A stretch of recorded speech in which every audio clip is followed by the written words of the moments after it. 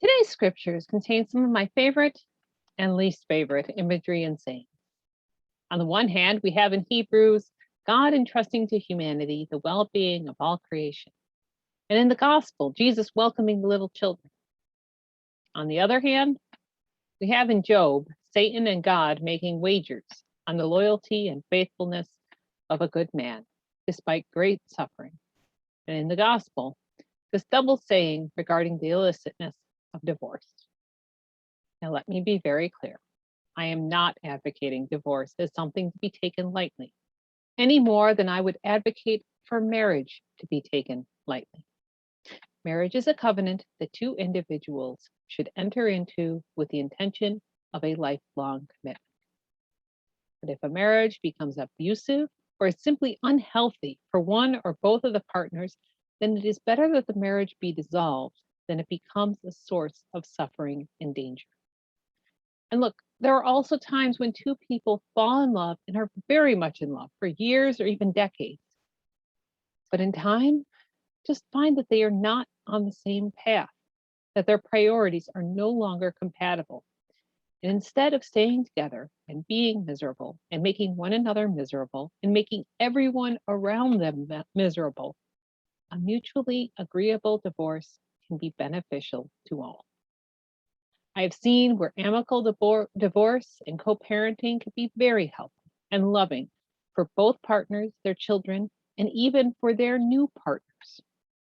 And a divorce can also be the best way forward for a couple when one or both parties have hidden significant issues from one another, when the marriage was flawed from the beginning and the entire covenant was built upon lies.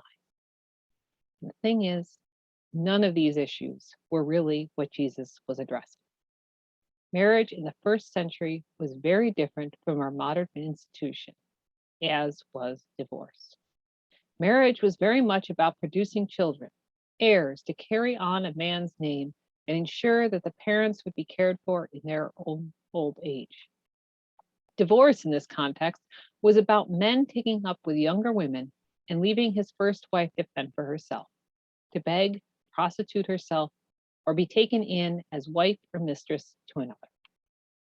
A woman would almost never be able to obtain a divorce herself unless a more powerful man decided he was going to take another man's wife as his own, with or without her consent, or a woman's husband had become so notorious for cheating on her that the society could no longer turn a blind eye.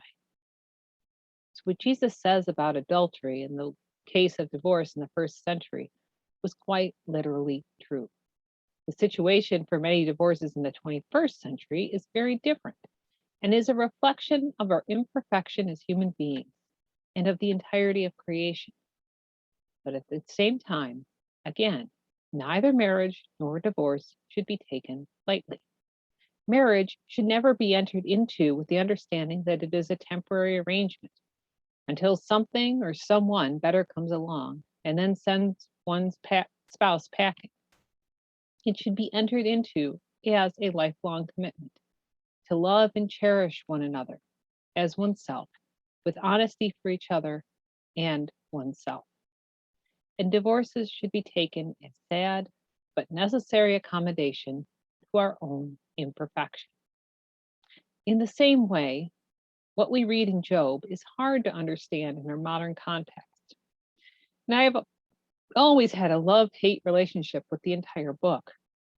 If we read it in a very literal way, God is an awful, uncaring, and cruel God who is willing to wager with Satan regarding the loyalty of God's followers. But the book of Job, at its core, also rejects the prosperity gospel and this ancient worldview that if you do right by the deities, then you will be rewarded with wealth, good health, and prosperity. But if you anger the deities, you will be punished with poverty, illness, and destitution. The book of Job is revolutionary in that it says quite clearly that at the best of times, bad things still happen to good people, and it is not their fault. That is just the way this good but imperfect world works. Now, when we read Satan as being a physical individual who has a literal dialogue with God. We are left with a literal narrative, and God becomes like so many pagan deities throughout the mythologies of the ancient Near East and Mediterranean, willing to put God's most loyal followers' lives on the line to prove their loyalty.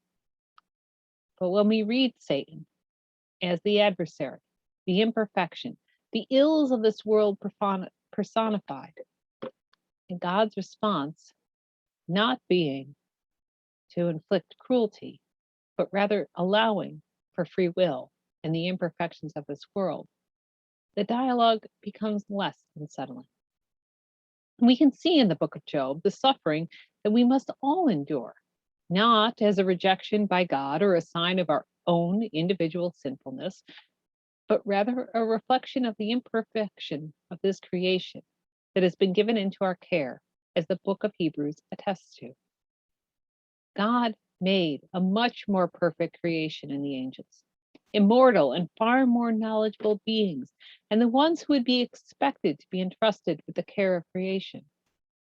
But as Hebrews tells us, God chose humans in part because of our imperfection to oversee creation.